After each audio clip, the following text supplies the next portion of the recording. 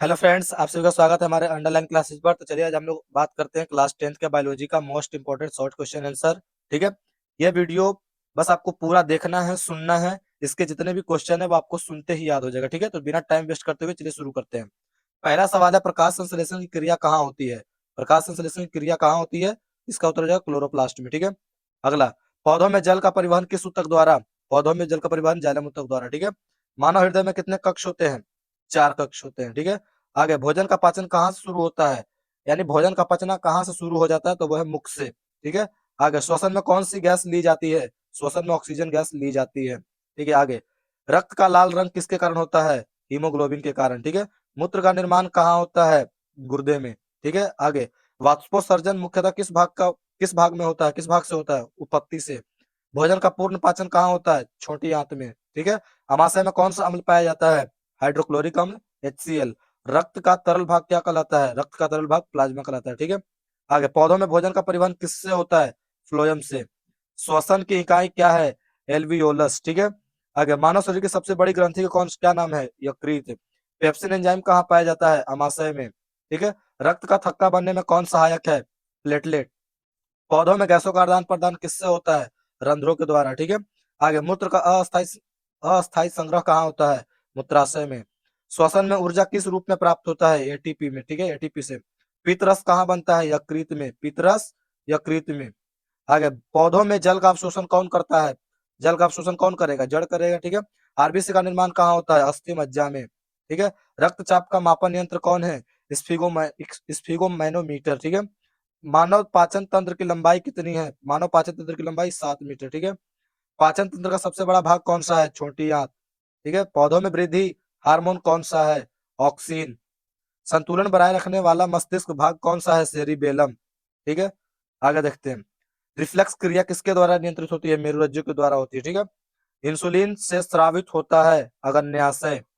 ठीक है, pituitary gland को क्या कहा जाता है? पिट्यूटरी ग्रंथि को क्या कहा जाता है?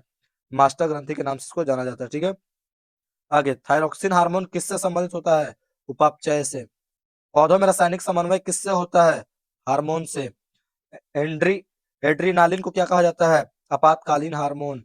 न्यूरॉन की सबसे लंबी शाखा क्या कहलाती है? एक्सॉन।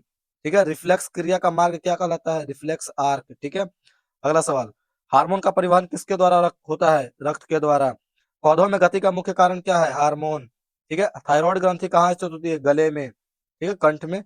अगला, मधुमेह रोग किस हार्मोन की कमी से होती है? इंसुलिन की कमी से। तंत्रिका कोशिका की इकाई क्या है? न्यूरॉन।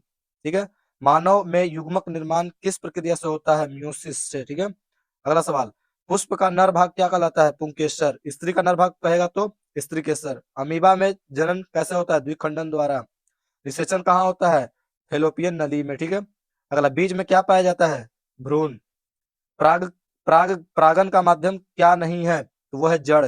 अलैंगिक जनन का उदाहरण क्या है? अमीबा। अलैंगिक जनन का उदाहरण अमीबा। ठीक है, और भी हो सकते हैं लेकिन आपको अमीबा याद रखना है। स्त्री युग्मक क्या कहलाते हैं? अंडाणु। अगर आपसे पूछेगा पुरुष युग्मक तो वो शुक्राणु। ठीक है, बीजाणु जनन क्या है?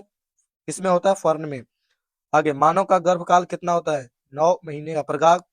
पराग कोष कहाँ पाया जाता है? पुंकेसर में। ठीक है, निषेचन के बाद क्या बनता है? युग्मज। कायिक जनन का उदाहरण क्या है? आलू। आलू को काट के भी हम लोग रख सकते हैं, गुलाब का फूल भी हो जाएगा। ठीक है, मानव में शुक्राणु कहाँ बनते हैं? वृषण में। पौधों में लैंगिक जनन किस भाग से होता है? पुष्प से। द्विखंडन किसका उदाहरण है? अमीबा का। अभी पिछले हमने वीडियो में देखा, पीछे क्वेश्चन में देखा। बीज बनने की प्रक्रिया क्या कहलाती है? निषेचन। बीज बनने की प्रक्रिया निषेचन। अंकुरन के लिए आवश्यक कौन नहीं है? वह प्रकाश। शुक्राणु की पूंछ का कार्य क्या है? गति। ठीक है, आगे, मानव में लिंग निर्धारण कौन करता है? पिता का क्रोमोसोम। ठीक है, आगे, जीन कहाँ स्थित होते हैं? गुणसूत्र पर। मेंडल ने प्रयोग किस पौधे पर किया? मटर के पौधे पर। ठीक है, आगे, मानव में गुणसूत्रों की संख्या कितनी है? 46, 46। उत्क्रांति का सिद्धांत किसने दिया? डार्विन ने। पर्यावरण का जैविक घटक क्या है? पौधे। खाद्य श्रृंखला का प्रथम स्तर कौन सा है? उत्पादक।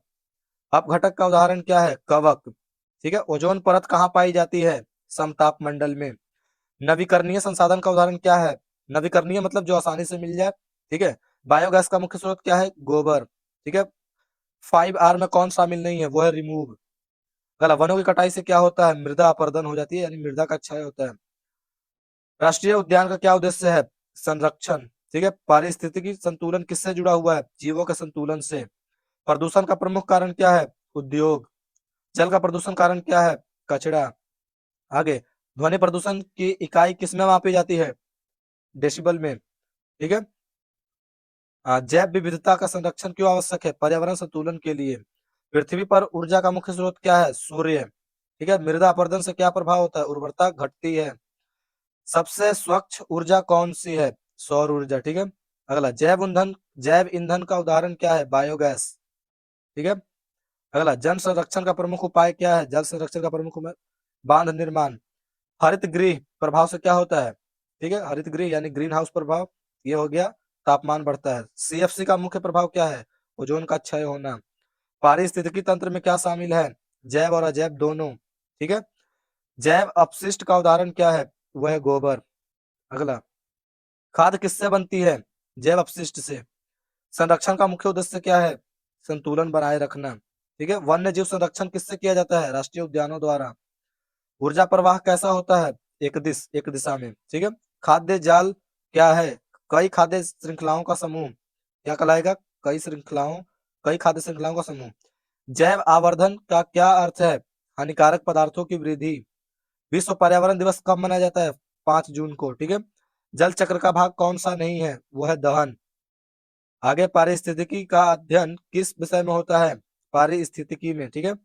प्रदूषण नियंत्रण का उपाय क्या है? वृक्षारोपण। सबसे अधिक ऊर्जा किस स्तर पर होती है?